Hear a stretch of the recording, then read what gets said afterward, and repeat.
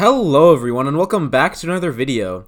Today, as you can see, I am back home.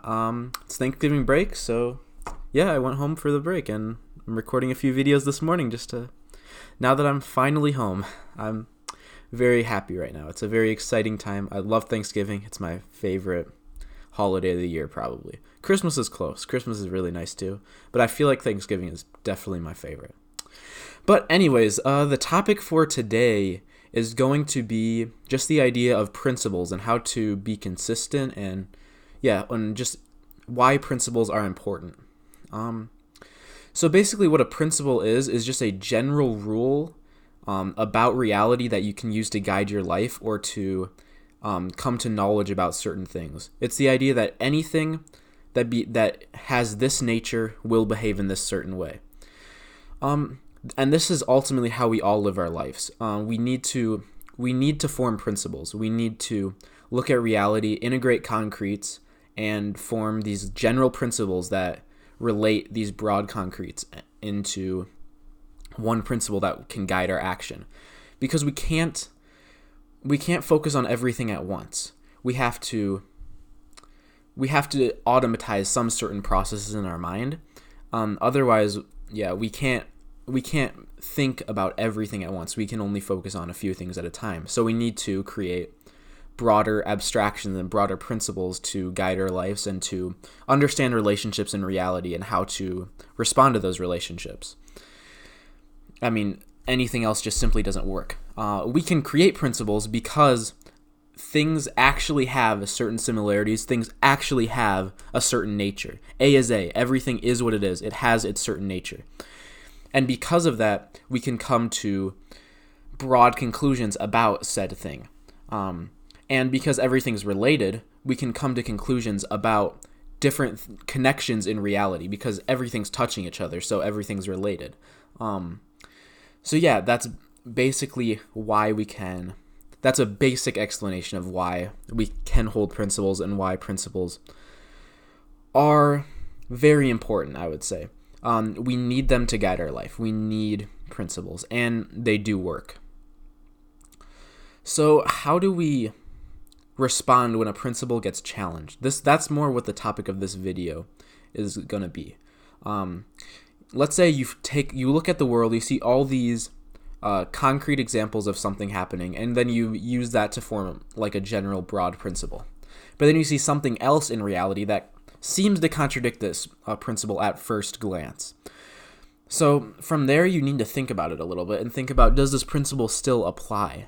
The first step for me when I have a principle, I don't know, just think about like in a political argument, for example, you have this certain argument, a certain generalization that you've made, but then someone comes at you with some statistic that they're using to contradict that generalization or principle that you've formed. Well, the first step is to simply look at what that evidence actually is.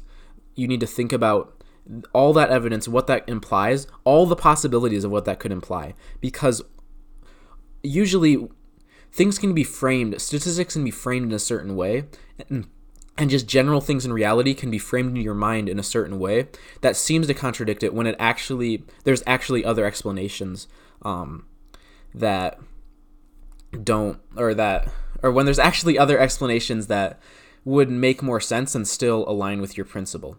Like, I don't know, let's think like some examples of statistics that it's just the idea of like causation versus correlation. Like certain statistics or certain facts don't necessarily cause other facts to be true, or it's simply a correlation, like the idea of more ice cream sales at the same time as there's more shark attacks. It's just because of summer. You have a certain cause, but these two things are correlated that seem to not make any sense. And that tends to be something that happens when people come at you with a concrete thing or some statistic that doesn't seem to make sense with the principle that you've integrated. Another thing that I could think of, this one I'm not as likely to do, is make a principled abstraction, or not a principle. Sorry, a principled exception to the principle. You can't just make a random abstraction, or I'm not saying the right word. Random exception, exception, not abstraction. I got to get that right. All right. You can't just make a random arbitrary exception, because that means then your principle is applied arbitrarily, which makes the principle in general an arbitrary principle, which means it's absolutely useless, because an arbitrary principle doesn't actually explain anything, because it can be applied whenever you feel like it, which means it's not a good way to have principles. But you can make a principled exception if you can come up with a general principle of why a certain sort of statistics or a certain sort of event is an exception to your principle. Then you can make that exception and be perfectly okay with your principle. The third step, which is definitely the last step, is to just abandon the principle entirely and try to integrate a new one. I would not do this usually, because most of the time a single concrete is not enough to destroy a principle. Although if it's something that directly contradicts your principle, then you might have to throw it out. But usually principles are formed through integrating a lot of concretes, and one concrete generally can't break your principle. So yeah, I think that's all I really have to say for today. Somewhat of an abstract topic today, but I mean, I hope some people find it useful. I don't know. I find it useful to talk about stuff like this. But yeah, that's all I have to say for today. Thank you guys for watching. I hope to see you guys in the next video. Peace.